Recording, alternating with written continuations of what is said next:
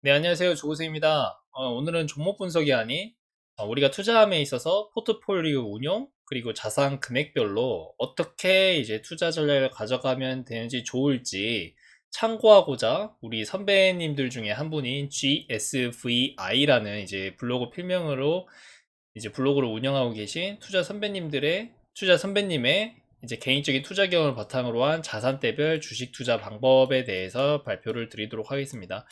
저는 이거를 한 두세 번 정도 정독을 했는데 굉장히 공감되는 부분도 많았고 현재 개인적으로 저의 포트폴리오 운용이랑 일치하는 그 구간대도 있는 걸로 봐서 굉장히 많은 생각과 그런 교훈을 주는 글이었지 않나 싶습니다. 그래서 우리 구독자분들도 자산대별로 내가 운영하고 있는 지금 포트폴리오 상황이랑 어떻게 다른지 비교하면서 글을 읽고 비교 분석하시면 될 것 같습니다.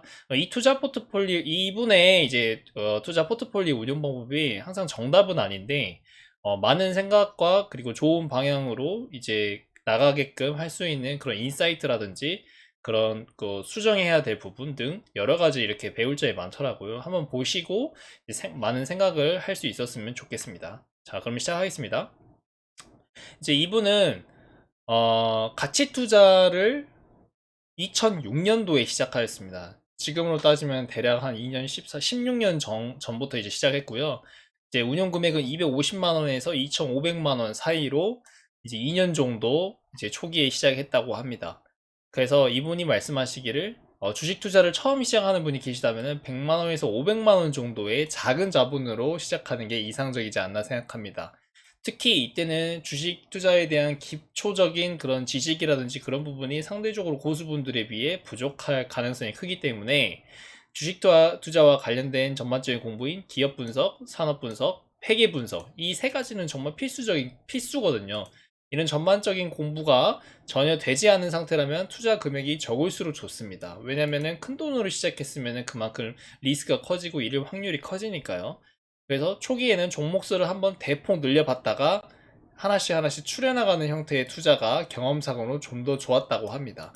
그래서 가치 투자 초기에는 이제 그 주식 투자 종목 중에서도 성격이 여러 가지가 있거든요. 하나는 안정성장주, 하나는 고속성장주, 하나는 자산주, 하나는 턴어라운드주, 하나는 배당주 이렇게 이제 구분이 되어 있는데 이런 다양한 성격의 투자를 한번 해보시고 자신에게 잘 맞는 기업이나 그다음에 업종, 섹터, 그리고 어떤 투자 종목별 성격 등을 잘 파악해서 자기 투자 스타일을 파악해 나가는 게 중요하다고 이제 말씀하십니다.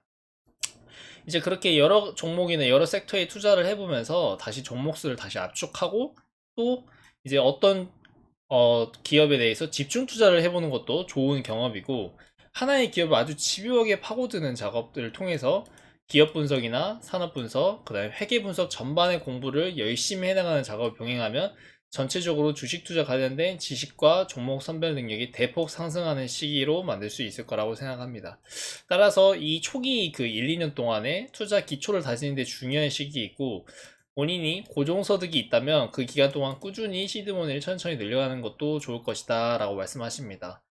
저도 주식을 2018년도에 시작을 했거든요. 그때 이제 피터 린치의 월가의 영웅들이라는 책을 읽고 가치 투자를 공부를 하기 시작했는데 그때 1, 2년 당시에 정말 많은 책이라든지 블로그라든지 그다음에 텔레그램 등 여러 가지 레포트도 참고를 하면서 회계 공부도 하고 뭐 여러 가지 IT라든지 뭐 의류, 식품, 뭐 정유, 화학 등등 이제 산업 공부도 하게 되면서 기업 분석도 하게 되고 그런 시기에 많이 배우고 성장을 했던 것 같습니다. 그래서 이 초기가 정말 그 기초를 다지는데 정말 중요하다고 생각이 들고요. 이제 저도 해당되는 시기인데 이번 구간 금액으로 따지면은 약 5천만 원에서 3억 이하라고 볼 수 있고요. 가치 투자 초기 3년, 그다음에 중기 6년이라고 보시면 되겠습니다. 그래서 이때는 종목 수를 좀 더 압축해서 2개에서 4개 종목에서 집중 투자를 했다고 합니다. 아무래도 투자 금액이 분산되게 되면은 리스크는 분명히 줄어들지만 그 당시에 개인적인 판단으로는 일단 자산을 먼저 늘려야 할 단계라고 판단을 했고 정말 제대로 분석이 완료되었고 회사에 대한 확신은 실적이랑 자산 가치와 그리고 미래 성장 가능성에 대한 확신이 있어야 됩니다.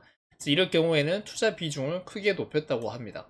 따라서 가장 중점적으로 생각했던 투자했던 부분은 비즈니스 모델이 첫째 우수해야 되고, 기존 사업의 확장 가능성이 있는 회사, 그리고 독과점 시장에서 회사 등의 시장 지배력이 강하고 가격 결정력이 충분히 있는 기업들을 발굴하고자 했고, 그다음에 저평가 여부, 그다음에 실적 모멘텀 존재 여부 등을 중점적으로 분석해서 최종 투자를 했었고, 이때 집중 투자를 했다고 합니다. 따라서 해당 기간에는 초기에 많은 종목을 투자해보고 많은 기업들을 분석하기보다 다양한 산업을 분석했는데 좀 더 시간을 할애했던 것 같습니다. 그래서 자기한테 맞는 업종 그 섹터가 있으면 거기서 1등, 2등 기업 등을 중점적으로 분석하는 방법을 썼다고 합니다. 따라서 이렇게 하다 보니까 투자 업종의 선택폭이 대폭 넓어지게 되었고, 그 업계에서 1등, 2등 기업 등을 많이 알게 되면서 자기의 개인적인 매수 리스트 또한 작성하는 데 도움이 됐다고 합니다. 그 매수 리스트 같은 경우는 당연히 이제 저평가되어 있어야 되겠죠. 그래서 이 시기에는 회계 공부도 열심히 하셨다고 합니다. 회계 정말 중요하죠. 뭐 대주주 지분율부터 시작을 해가지고 뭐 영업이익률, 그리고 뭐 유상증자라든지 뭐 주가가 희석될 만한 요소, 그 다음에 뭐 여러 가지가 있습니다. 그 다트 사업 보고서 보면은 그 왼쪽 탭 보면은 뭐 재무라든지 그런, 그 다음 여러 가지 탭이 있는데 그거를 꼭 활용을 해서 그 면밀하게 분석을 하는 게 이제 필요하고요. 나중에 기회 되면 저도 한번 제가 회계를 잘 알지는 못하지만 제가 아는 데까지 한번 설명을 드리는 기회를 갖도록 하겠습니다.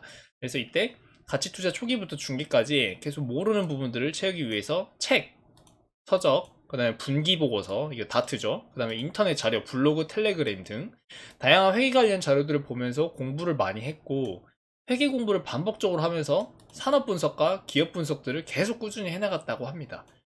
이제 계속 하다 보니 이제 훨씬 더 실력이 늘어서 더 분석이 용이해졌고, 투자 안정성을 대폭 올리기 위해 꼼꼼한 회계 분석이 필수적이구나 라는 생각이 아주 강하게 들었다고 합니다. 네, 저도 공감이 되고요. 아직 부족하지만 계속 공부를 하고 있습니다. 자, 세 번째. 3억 이상에서 5억 이하. 가치투자 중기 7년에서 가치투자 중기 9년입니다. 해당 시기엔 좀 슬럼프가 왔다고 합니다. 이제 자산이 5억, 이제 3억에서 5억 커지다 보니까 매매 수수료도 신경 쓰이셨고, 이제 기존 매도 목표가에서 이익 실현을 제대로 못하고 주가가 크게 하락하는 경우도 있었다고 합니다. 그래서 거기서 심리적 흔들림이 존재했는데, 많이 올라갔다가 다시 제자리로 돌아오면 얼마나 이게 심적 타격이 크겠습니까? 그래서 이때는 종목 선별에는 문제가 없었지만 포트폴리오 운용, 매매, 관리를 하는 데 있어서 여러 가지 고민과 생각이 많았다고 합니다. 그래서 이 시기 때는 종목을 사기 전부터 매도 기준을 명확하게 세우고 목표가를 세부적으로 정해놓고 해당 가격이 오면 기계적으로 이익 실현하는 데 노력을 했다고 합니다.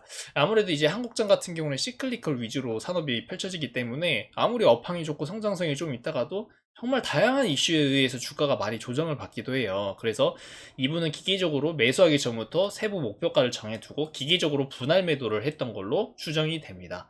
저도 그렇게 하려고 노력은 하고 있고요.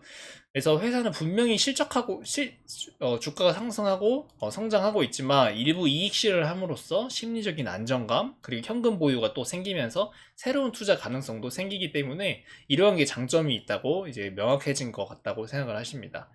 그래서 그 전에는 이익 실현하기 전에 회사의 실적이 계속 좋아진다고 판단하면 목표가를 재산정해서 계속 목표가를 올렸던 거죠. 그래서 매도를 하나도 안 하고 홀딩했는데 다시 또 주저리 제자리로 오면은 이제 자기의 자산이 많이 늘어나지도 않다. 그래서 좀 심리적인 안정감과 새로운 이제 투자처 확보를 위해서 현금 확보를 위해 기계적인 매도가 필요하다라고 이제 간접적으로 주장을 하시고 계십니다. 그래서 이런 변동성이 커질 수가 있어서 주가는 무조건 계속 오를 수는 없다라는 걸 인정을 하셨고요. 이익 실현하면서 심리적인 안정감이 개인적으로 좀 더 필요하다라고 생각을 합니다. 이런 것들은 이제 매매를 하면서 몸소 깨우치면서 터득을 해야 됩니다. 맹목적으로 어떤 종목이고 어떤 비즈니스 모델에 따라서 달라질 수 있기 때문에 맹목적으로 무조건 기계적으로 매도하는 건 좀 아닌 것 같고요.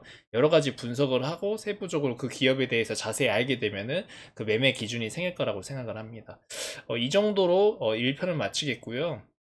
혹시 이 영상이 도움이 됐으면 구독과 좋아요 부탁드리고 앞으로 영상 제작에 큰 힘이 될 것 같습니다. 오늘도 수고하셨습니다. 2편에서 뵐게요.